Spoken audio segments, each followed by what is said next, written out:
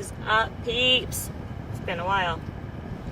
So, I wanted to start off this video a little different. I'm still in the car, so that's not really that different.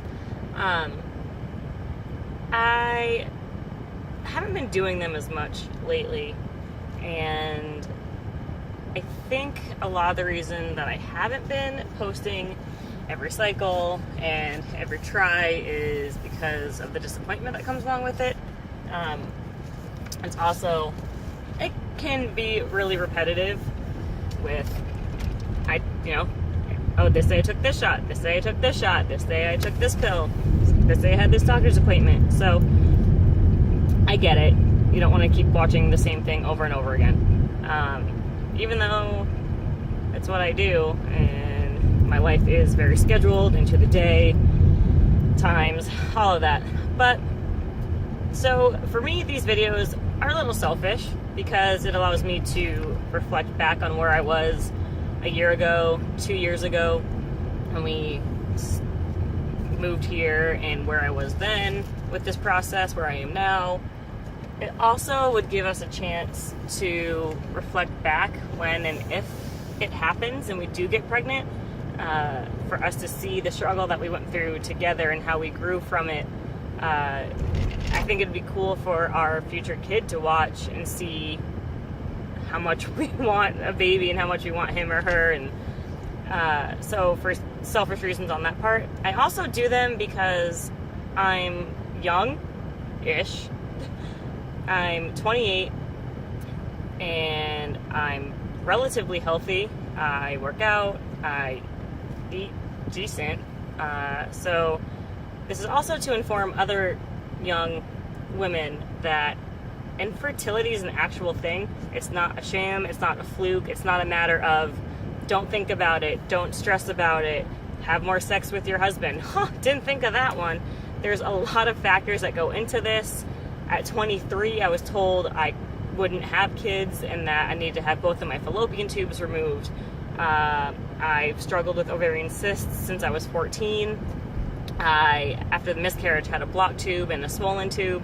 There's lots of other factors that play into this for me personally, and just like there's other factors that play in for every other individual girl who might be going through this, or even if they're just trying to get pregnant now and they don't understand why. These videos are just to inform people and let them know that you're not alone, that you can get through it, and it happens. It's becoming more and more normal, and it's sucky and crappy as it is.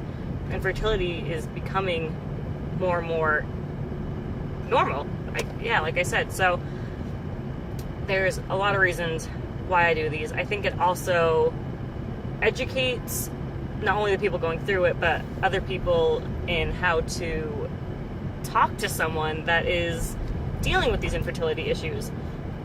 A lot of my friends will just, they cry with me, they laugh with me, and they don't tell me that I'm wrong for feeling a certain way. They don't tell me that it's all in my head. They support me in whatever decision I do and all my appointments, and they make my feelings and emotions feel justified, which I think they are. You never know. Like today I had a great doctor's appointment, but I was crying through all of it. And it was great. I had no reason to be sad. I was just crying. It's probably because I'm so shot up on all this estrogen in my body right now, but it's sad. It's emotional. Some days are great. Some days are horrible.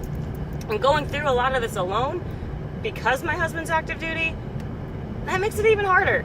So there's a ton of reasons why I do these videos. If you don't like them, or you don't want to watch them, or if you don't care, then just turn it off. Don't watch it. That's fine. You're not going to hurt my feelings. I promise. I'm a big girl. I can handle it. Anyways, that's my little PSA announcement. So today I went in for my second ultrasound for this cycle. My cycle day one was on February 13th. We did a round in January.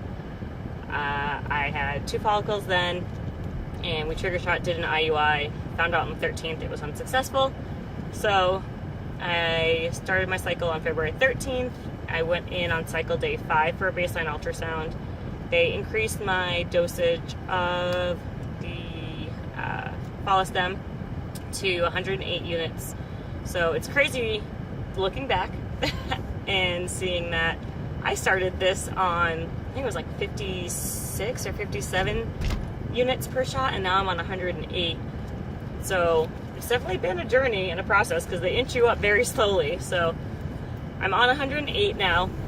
I did it for 6 nights, and then I just went back today, and I actually had a really good response already. So on my left side, there was one pretty dominant follicle. It measured at about 14, and then there was a smaller one there. Not really sure if that one's going to do anything. That one was like a 10 or an 11. And then on my right side, I had several follicles.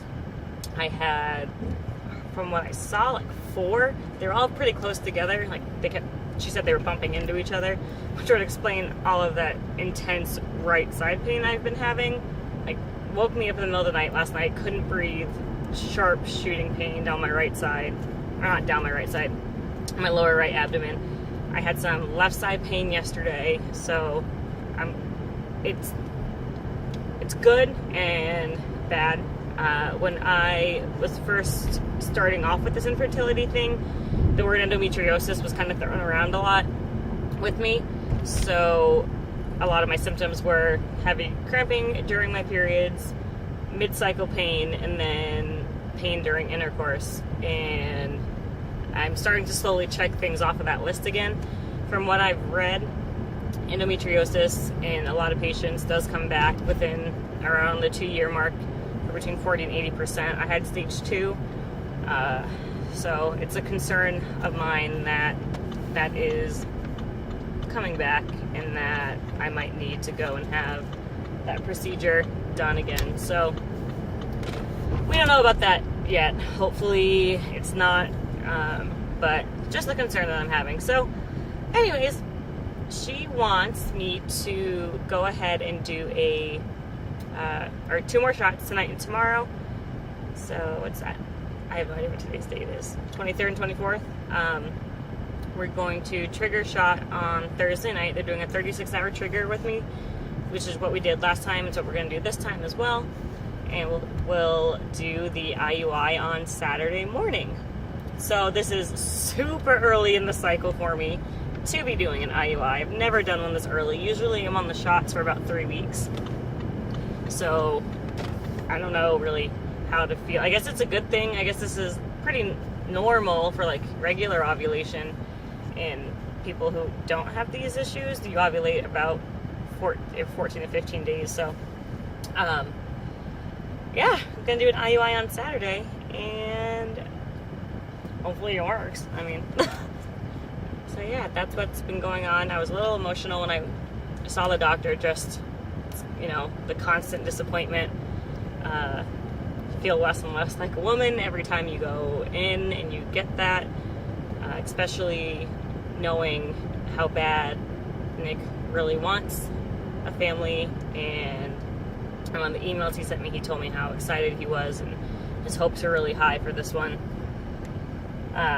So yeah, or for this one meeting the last one. Anyways, we shall see. That is all I have for now.